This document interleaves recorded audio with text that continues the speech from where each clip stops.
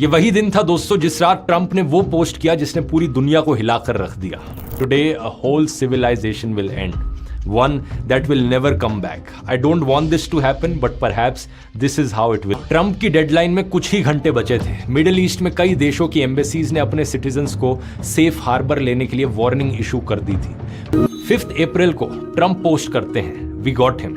उन्होंने कहा कि एनिमी लाइंस के अंदर बिना किसी नुकसान के ये रेस्क्यू दिखाता है कि ईरान के आसमान में अमेरिका की टोटल एयर डोमिनेंस है। लेकिन सच्चाई यही थी कि सक्सेसफुल रेस्क्यू ऑपरेशन के बावजूद भी ईरान ने अमेरिका का एक फाइटर जेट गिरा दिया था। रेस्क्यू हेलीकॉप्टर्स पर भी फायरिंग की थी, जिसमें एक वॉर प्लेन A-10 वॉर्थहॉक क्रैश हो गया था और 2 ब्लैक हॉक्स हेलीकॉप्टर हिट हुए थे। इसके अलावा 2 ट्रांसपोर्ट एयरक्राफ्ट भी डैमेज हुए और मिलिट्री ने उन्हें ईरान की जमीन पर ही डिस्ट्रॉय कर दिया ताकि वो ईरानियन हाथों में ना पड़े। इस बीच तक ट्रंप ने ईरान को स्ट्रेट ऑफ हॉर्मुज खोलने की 4 बार डेडलाइन दे दी थी। पहले 21 मार्च, फिर 23 मार्च, फिर 28 मार्च और फिर 6 अप्रैल।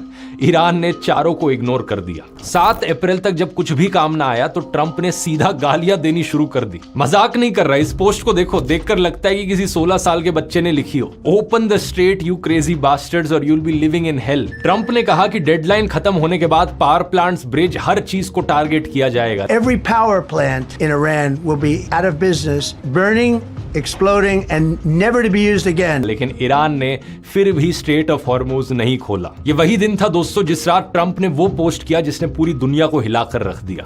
Today a whole civilization will end, one that will never come back. I don't want this to happen, but perhaps this is how it will be. Trump ने ये तक कहा कि ये वॉर क्राइम नहीं होगा क्योंकि ईरानियंस एनिमल्स हैं। They're animals and we have to stop them and we can't let them have a nuclear weapon. पूरे देश के लोगों को ही डिह्यूमनाइज कर दिया, जानवर कह दिया। एमनेस्टी इंटरनेशनल का कहना था कि ये जेनोसाइड की धमकी के बराबर है। लीगल एक्सपर्ट्स ने कहा सिविलियन इंफ्रास्ट्रक्चर को जानबूझकर टारगेट करना इंटरनेशनल लॉ के तहत वॉर क्राइम है। UN Secretary General Antonio Guterres warned the US that attacking civilian infrastructure is banned under international law. Trump की डेडलाइन में कुछ ही घंटे बचे थे। मिडिल ईस्ट में कई देशों की एम्बेसीज ने अपने सिटीजन्स को सेफ हार्बर लेने के लिए वार्निंग इशू कर दी थी।